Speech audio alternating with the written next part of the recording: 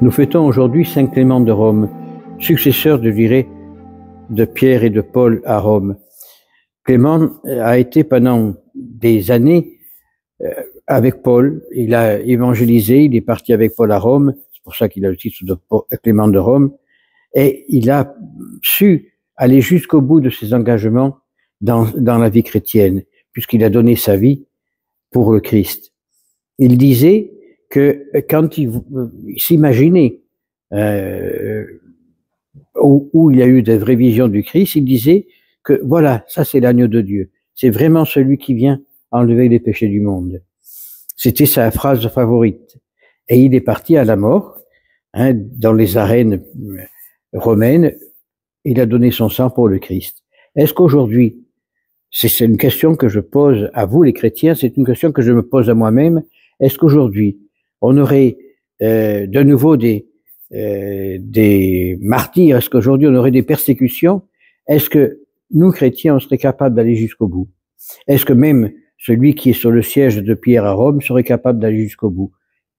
Permettez-moi d'en douter.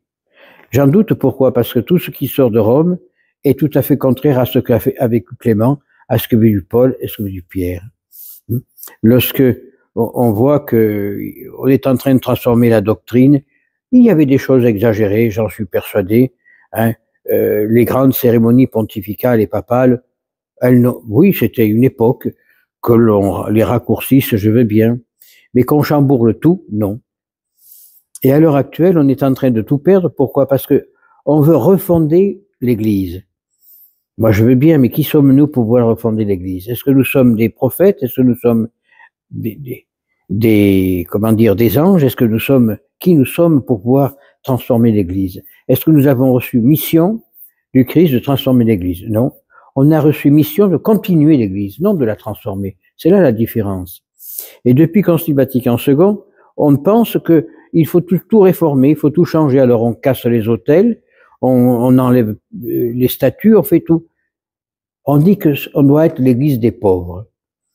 Mais si on était vraiment l'Église des pauvres, on utiliserait ce qu'il y a dans l'Église, on n'irait pas acheter ailleurs. Alors quand je vois, excusez-moi, mais les chiffons que porte François sur le dos pour célébrer la messe, c'est lorsqu'il y a des trésors volumineux dans le Vatican et qui ont été donnés par le sueur des gens qui ont travaillé pour offrir ça. Moi je dis non, c'est une offense à la pauvreté. Parce qu'alors on met Dieu au rencard, mais nous on s'habille de et on fait des grands repas. Non, non, c'est là l'offense à la pauvreté. C'est ne pas savoir utiliser ce qu'on a reçu. L'offense à la pauvreté, c'est « Oh, mais oui, cette maison, elle me plaît pas, je la casse pour en faire une autre. » C'est une offense à la pauvreté. Commençons à vivre avec ce qu'on nous a donné pour pouvoir demain vivre avec le reste. Et aujourd'hui, on n'est jamais content de ce que l'on a. On veut toujours mieux, on veut toujours plus grand. Et puis, je vois, tous les jours, j'entends des gens parler, je dis, mais c'est pas possible. Une brave dame que je connais, que j'ai rencontrée hier, ah oui, mais ma voiture, elle est neuve, mais elle me plaît plus, je vais la changer. Madame, usez déjà celle que vous avez. Après, vous verrez le reste. Ah non, je peux pas, non, je me sens mal, non, elle fait du bruit, elle fait ceci, elle fait cela. Je veux une nouvelle voiture, une voiture électrique. Pour moi, c'est une offense à la pauvreté. Parce que commençons à user ce que nous avons, et quand c'est vraiment usé, on change. Et c'est en tout pareil. Tout est comme ça. Alors, c'est pour ça que tout va mal. Il y a des grèves de partout. On demande des augmentations. C'est très beau. Oui, la vie est tellement chère qu'il faut des augmentations. Mais c'est pas en faisant des grèves qu'on obtiendra quoi que ce soit. Pourquoi? Parce que la France va mal, le monde va mal. Il faut d'abord changer ce qui est dans le monde pour aller refaire quelque chose. On a mis Dieu à la porte. Mais maintenant, Dieu laisse le monde aller où il veut aller. Et pour ça qu'il va mal. Commençons à revenir à l'essentiel, à reconnaître que Dieu a fait le monde, que Dieu nous a permis de vivre, Dieu nous donne la joie de vivre, et puis vous verrez que notre monde sera transformé. Seulement, tant qu'on ne reviendra pas à ça, ça ira mal. Quand Léon XIII le disait, si on met on met Dieu à la porte, le diable rentre par la porte. Et si la porte elle est fermée, il a fait ouvrir plus grande pour rentrer avec ses copains. Moralité, voilà ce qui se passe.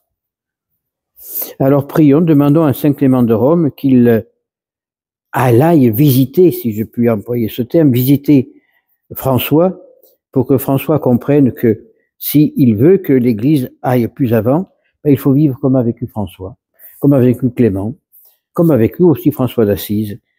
Lorsqu'on voit que maintenant, on donne la communion à n'importe qui. Oh, la confession, on a fait même en Suisse, on a fait mieux. On a mis une machine et on n'a plus aller voir le besoin du prêtre pour se confesser. On se met à genoux devant une machine, on appuie sur un bouton et puis c'est la machine qui parle. C'est bien. Mais alors à quoi sert le sacerdoce? Pourquoi le Christ est venu, il a choisi 12 apôtres, ces apôtres ont choisi d'autres apôtres jusqu'aux évêques d'aujourd'hui? Pourquoi? Si on suit le raisonnement de l'Église d'aujourd'hui, le Christ n'avait pas besoin de venir, on a les machines qui s'en occupent. Si on suit le raisonnement de l'Église d'aujourd'hui, la communion, ça sert à rien. Puisqu'on n'a qu'à aller chez le boulanger, on aura un morceau de pain. Si on suit le raisonnement de l'Église d'aujourd'hui, il ne faut pas évangéliser.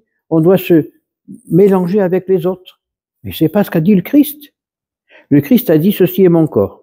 Prenez et mangez. Et vous serez avec moi jusqu'à la fin des consommations des siècles. Il a dit, allez évangéliser, allez apporter la bonne parole.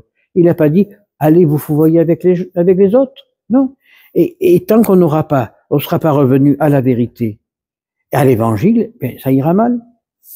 Alors tous les martyrs, que ce soit Clément et les autres papes qui ont subi martyrs, par un monde à l'époque qui ne voulait pas de Jésus-Christ, on en revient au même stade aujourd'hui. On revient au même stade aujourd'hui. Et nous en sommes tous fautifs. Nous, chrétiens en premier, parce qu'on n'a pas su taper sur la table. Et les prêtres qui, pour pas perdre leur beefsteak après le Concile Vatican II, ont préféré enlever la soutane et puis vivre dans le monde d'aujourd'hui. Non. Non. C'est pour ça qu'il n'y a plus personne dans les églises. Quand on voit une famille que je connais, dont la maman vient d'accoucher, je lui dis, et quand le baptême? Oh, ne me parlez pas de ça, ça sert à rien.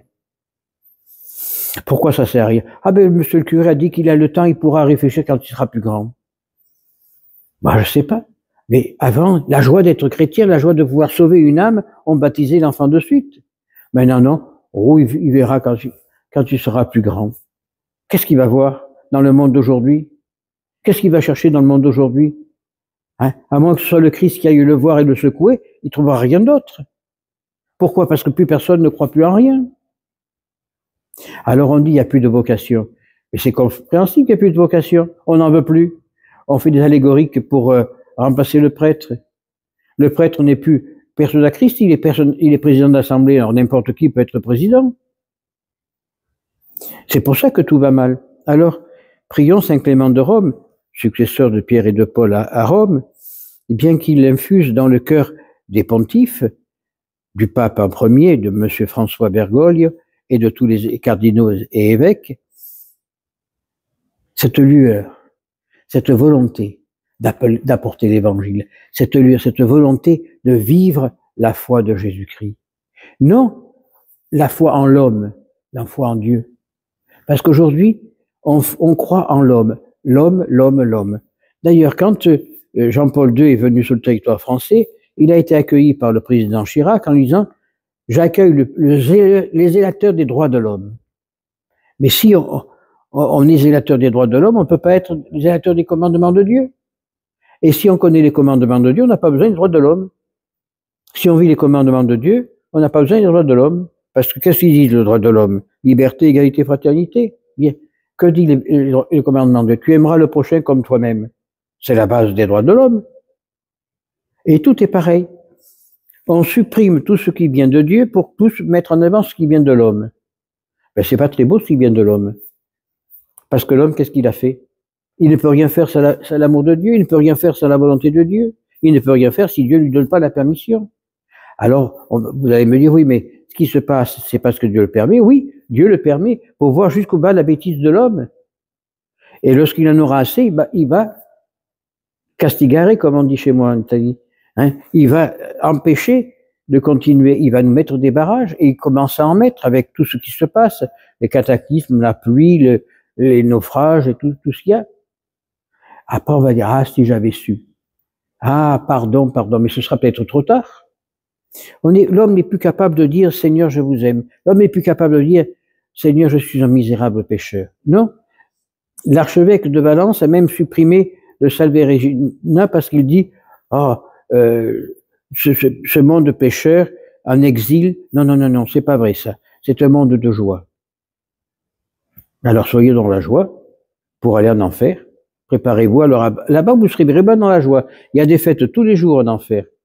Parce que tous les jours, il faut tourner la manivelle pour embrocher les gens. Il y a toujours les fêtes. C'est vrai qu'au paradis, ben, il n'y a pas de fête. Il y a la contemplation de Dieu et puis l'harmonie parfaite avec Dieu. Alors, là encore, Dieu nous laisse libre. Ou on va d'un côté, ou on va de l'autre. Mais on ne peut pas être les deux. Ou nous sommes pour Dieu, ou nous sommes pour l'homme. On peut pas. Dans l'évangile, le Christ dit, on ne peut pas servir maman et Dieu. On ne peut pas servir Dieu et l'argent. C'est pareil. Alors, prions Saint Clément de Rome, prions tous les saints pontifes que nous avons eus jusqu'à maintenant, pour que justement cette flamme revienne dans l'Église et que l'Église soit capable de faire sa mission, de proclamer sa mission pour la plus grande gloire de Dieu et celle de l'homme. Parce que la gloire de l'homme commence par la gloire de Dieu, non le contraire. Et si on glorifie Dieu, on glorifie l'homme. Pourquoi? Parce qu'on glorifie indirectement sa création. Alors si on vit comme ça, on est dans l'harmonie parfaite avec Dieu, la nature et l'homme. Mais non, l'homme est trop orgueilleux. On vit trop dans l'orgueil. Moi je. Ben non, mais le je, il doit mourir pour devenir nous. Et quand on est nous allons, eh bien nous sommes dans l'harmonie parfaite, nous sommes dans la joie et l'amour du Christ. Alors, prions les saints pontifes qui ont régné sur l'Église pendant des siècles de rapporter la vérité tout entière dans l'Église. Ainsi soit-il.